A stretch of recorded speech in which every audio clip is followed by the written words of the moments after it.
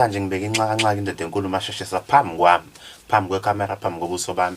Iyona indoda engiye ngikhulume ngayo le ehlezi yenza izinto zenzeke, eyenza amaphepha, indoda eyenza amaphepha. Ngikhuluma nomuntu othi ngifuna ibhizinisi lami lisebenze lirane kahle. Ngikhuluma nomuntu othi nginenkinga ethaveni ngihlushwa amaphoyisa. Ngikhuluma nomuntu othi abantu abafuni ukukhokha imali kodwa baboleka imali ngumashonisa kodwa manje abasayibuyisa imali.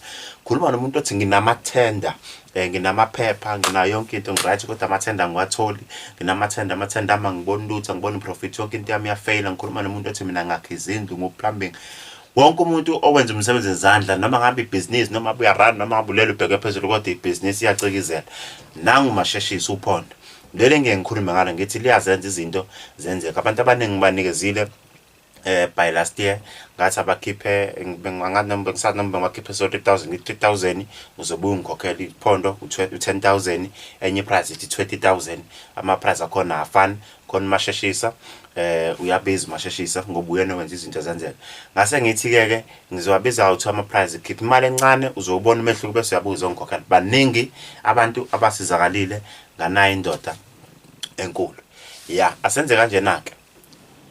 Asibuye size la uku-explain lento ukuthi siyenza kanjani lento kuthiwa uMasheshisa uPhondo. Angeke ngize ngi-explainele ngikunikeze ulwazi lokuyenza. Ngizokunikeza ulwazi lelo ozosinjiswa uwena ngale sikhathi ufikile sekunikezile wena usiyowusebenzisa umuthi. Ngizokunikeza umuthi wokugquma, ngikunikeza umuthi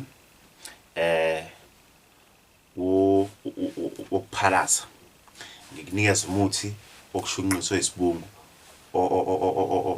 ongazuthi nje uzothanda ukudacuka kancane, ungathi unamafuthanyana uzothi mawuthi ucoka ubone ukuthi uyashunqa. Ngesikhathi ushunqa into enkulu ushunqisa emalahleni bese ke yambamba Masheshisa umuthi umkhulumisa ukuthi ngiyakufusa ke manje Masheshisa ngithi senamhlanje mina ngusiphamlana dlala endaweni yokuthi njengoba siyila sizosebenzisa ukwenza 1 no 2 no 3 sizobiza abantu ukuthi bangene bafake imali sofuna amathetho lonto oyifunayo bike yona njengoba injalo.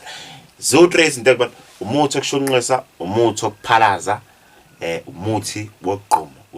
Uzongigqumela u3 days. Ngicela ukukutshela ngizokugqumisa nge-teaspoon. Ungamangali. Ngizokugqumisa nge-teaspoon. Umuthi wami ustrong, ngiyawazi. Teaspoon uzogquma ngayo. Mawuphalaza uthatha ujeke wakho uthi u2 liter ukhanje teaspoon phinde uthi uphalaza uzobona umehluko. Uzobona umehluko. Mina mawufike kumina ngisho ngathi uzofuna ngikunika into encane engakanyana. Ngiyakutshela mawusushunqisa thanje i-teaspoon bese inyanga yonke uzobe uyidlala ifilimu. Senza njena ke la kuMasheshisa umuthi wakhona uzobe ugcina la izobe imningi ziningi izinto ezobe ngefaya phakathi futhi ngeke uzuyi-understand even noma ungalungisa la phakathi uyabukusisa uzobona ukuthi ikhona into ekhona kodwa manje angiboni ukuthi yini ihlanganiswe nani ngoba vele awuyena umuntu wesayensi, wena umuntu ofuna usizo kumuntu wesayensi. Senza njena ke ngizoqala ngikukline, uyikline ube right bese kuyima uthatha uMasheshisa. So imisa kanje lento umuntu othi ufuna uMasheshisa u20,000 but this year ngizokwenzela nje kule nyanga esikuyona woza nemali ewu3,000 ngizokunikeza uMasheshisa. Mase ngikunikezile uMasheshisa wena we-client like angiyazi wangena wathatha kanye uzobona umehluko. But before ngikunikeze uMasheshisa uthathe kunemithi engizokunikeza wona engifuna ukuthi usebenzise lapha kini egcekeni uthi before ungene kini uMasheshisa. Angikwazi uzofika nje mina uthatha izinto mawukuthi ukude ufuna ukuposela ngeke ngize ngiposele manje ngizoqala ngikuposela imithi ozoyisebenzisa. Uthathe lo muntu ezochela egcekeni ujeka manje ngiyachela ngisusa yonke into eyimoya emibi la ekhaya ukuze ithi mayifika lento ifika izokwenza umsebenzi. Lento iyayenza imali, edonsa imali.